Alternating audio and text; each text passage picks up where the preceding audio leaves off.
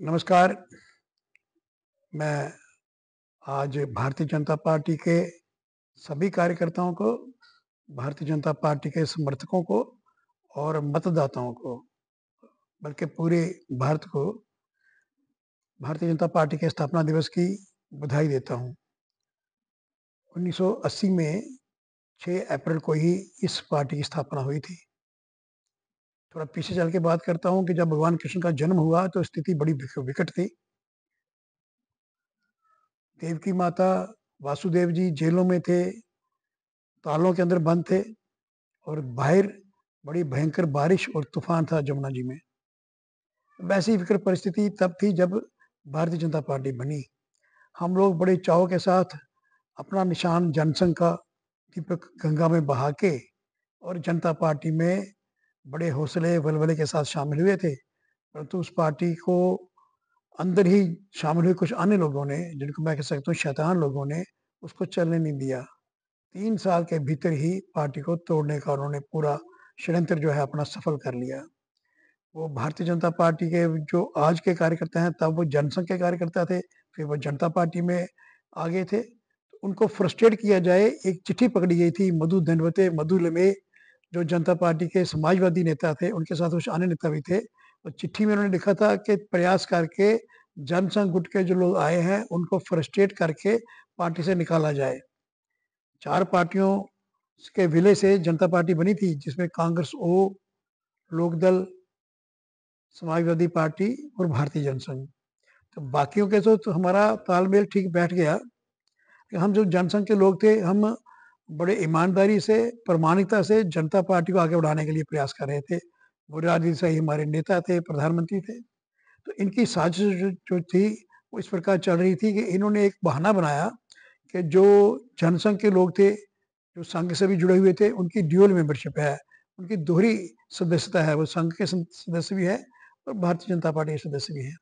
उनको एक ही मेंबरशिप रखनी चाहिए। हालाँकि जनता पार्टी राजनीतिक दल था और राष्ट्रीय स्वयंसेवक संघ जो था वो एक सांस्कृतिक भारत की बात करता था। तो इसमें कोई आपस में टकराव तो नहीं था, परंतु इस प्रकार का वातावरण बनाया गया कि अब हमें लगा कि इन शैतान लोगों के साथ चलना हमारा जो है, हमारी शक्ति है, हमारी एनर्जी वेस्ट हो जाएगी। हमें देश में राष्ट्रवाद, लोकतंत्र को स्थापित करना है, जिसके लिए हमने आपातकाल में युद्ध भी किया है, संघर्ष भी किया है। वो स्थापित करने के लिए अलग से हम होके चलें, तो बात अच्छी बन सकेगी।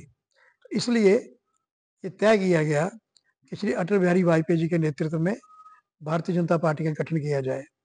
मैं आज सुबह पार्टी कार्यालय में भी गया था, वहाँ भी स्थापना दिवस मनाया गया और मैंने देखा कि फ्रंट लाइन में और जो बोल रहे थे, उनमें से कोई भी उस समय सक्रिय नहीं था।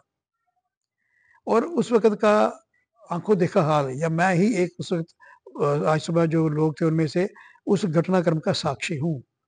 तब मैं युवा नेता था, एमरएसी जेल से निकल के और जनता पार्टी में शामिल हुआ था। ये तो हो गई घटना। लोग कैसे हमें देखते थे?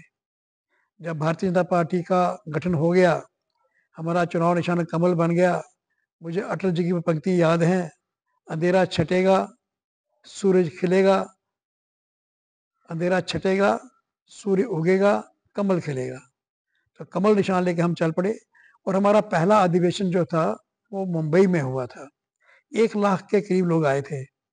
उसमें बहुत से लोग भारतीय जनता पार्टी में ऐसे भी आए, जो मूलतः हमारे सदस्य नहीं थे, कांग्रेस से थे, सोशलिस्ट पार्टी से थे, परंतु वो उस समय हमारे साथ आ गए। बॉम्बे के अधिवेशन में क्या हुआ, 1 लाख के करीब कार्यकर्ता एक पंडाल में हम सब बैठे थे। हमने देखा कि चलते-चलते पीछे से एक व्यक्ति आ रहे हैं। आपने वहीं बहुतों ने नाम भी सुना होगा, मोहम्मद करीम छागला। छागला एक समय भारत के विदेश मंत्री भी रहे, भारत के शिक्षा मंत्री भी रहे। उससे पहले वो 11 साल तक बॉम्बे हाई कोर्ट के चीफ जस्टिस रहे, शिक्षा से जुड़े हुए थे। वो सीधे भारतीय जनता पार्टी में आ रहे हैं और आके सीधे मंच पर चढ़ गए। उन्होंने भारतीय जनता पार्टी के बारे में 3 शब्द बोले, जो मैं रिपीट करना चाहता हूँ। मैं समझता हूँ ये हमारा जो है हमारा ये एक टेम्पलेट बन जाएगा, हमारा गंतव्य का वाक्य बन जाएगा। उन्होंने भारतीय जनता पार्टी को डिस्क्राइब किया, ऑनेस्ट, डेडिकेटेड एंड डिसिप्लिन्ड। ये वाक्य जो था, ये हमारे लिए आदर्श बन जाना चाहिए, हमारा मार्गदर्शन बन जाना चाहिए, मार्गदर्शक शब्द बनने जाना चाहिए। और आज हम जब इतना आगे निकल गए, आज बहुत से प्रदेशों में हमारी सरकार है, 20 प्रदेशों में हमारी सरकार है, केंद्र में हमारी सरकार है, दुनिया में मोदी जी का डंका बोलता है। ऐसे में एक बार रोज़ हमको पीछे घूम के देखना चाहिए कि जो उस वक़्त हमारी पहचान बनी थी, क्या आज हमारे साथ जुड़ी हुई है? नहीं जुड़ी हुई है तो उसको जोड़ना है।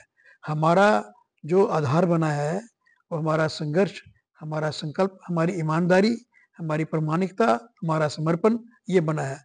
तो इस पहचान को कभी भी हमें छोड़ना नहीं है। आज स्थापना दिवस के उपलक्ष्य में मैं पुनः इन बातों को, इस आदर्शों को स्थापित करना चाहता हूँ, स्मरण कराना चाहता हूँ कि हम काम करते-करते ये मत भूलें कि हमने को किस रास्ते में चलना है और हमारा लक्ष्य क्या है। हमें भारत को विश्व गुरु बनाना है, हमें भारत को आर्थिक शक्ति बनाना है, हमें भारत को सामरिक शक्ति बनाना है और जो हमारी मूल संस्कृति है, जिसमें विश्व कल्याण की बात है, जिसमें वासुदेव कुटुंब की बात है, जिसमें विश्व शांति की बात है, उसको लाके पूरे विश्व को एक रास्ता दिखाना है शांति का, परस्पर मैत्री का, ये रास्ता दिखाना है। वो सारा भारतीय जनता पार्टी के बीच विचार है और भारतीय विचार है, तो भारतीय जनता पार्टी इसको लेके चलेगी विश्व कल्याण के लिए। इसलिए मेरा निवेदन है कि बहुत बड़ा हमारे आगे संकल्प है। सरकार बन गई अच्छी बात है, अभी बहुत कुछ करना बाकी है।